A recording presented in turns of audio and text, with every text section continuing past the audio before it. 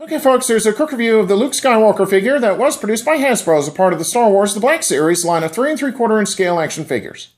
This time around, Luke is wearing the outfit seen during his Jedi training on Dagobah under Yoda's tutelage.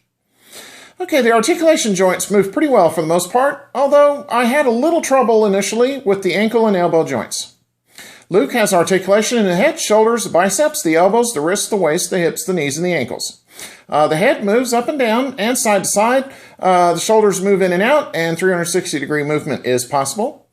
The wrists spin 360 degrees and also can move up and down. Ankle pivot is present as well. The elbows are double jointed, and it goes without saying that there are a number of posing options that are available with this figure. On a side note, I will say that the arms on this figure, they look very strange.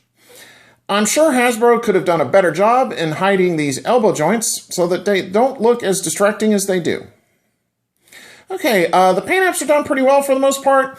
There was some flesh tone overlap on the bottom of Luke's hair, and it looks like his right eye was painted on an incorrect area of Luke's face.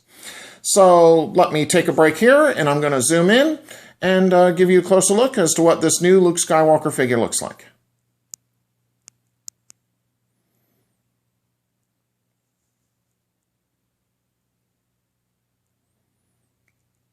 Okay.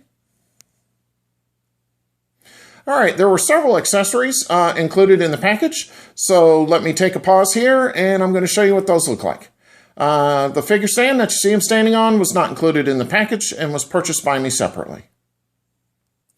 Okay, first up, here's his lightsaber in both activated and deactivated forms.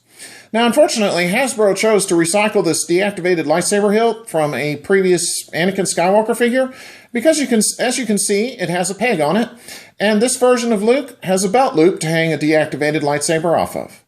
So, posing this figure with this deactivated lightsaber hilt on Luke's belt, it's just not going to happen. And I have to be honest, how hard could it have been to include a deactivated lightsaber hilt with a loop as opposed to this peg? Nice job, Hasbro. Real slick. Okay, next up, here are some alternate hand sculpts featuring Luke's hands in the open position.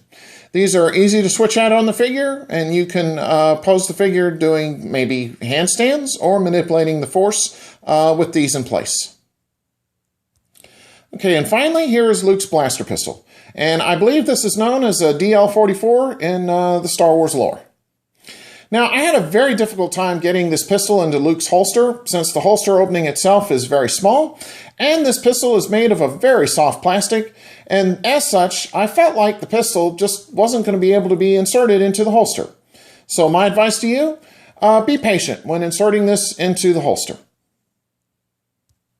Okay, what I'm going to do now is a quick 360 of Luke for you and let you see what he looks like from all sides. So here he is from the front. Here is Luke from the right-hand side. Here is Luke from the rear. Here is Luke from the left-hand side.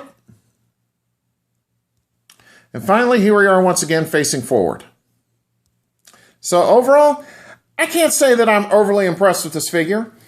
It's not a bad likeness of Luke, but the way the arms turned out on this figure, it leaves a lot to be desired in my opinion. I also don't like that you can't pose the deactivated lightsaber hilt on the character, and that the included blaster is extremely difficult to insert into the belt holster. However, there are some nice touches, like showcasing the pants streaked with dirt, as well as the holster not being fastened completely on Luke's right leg.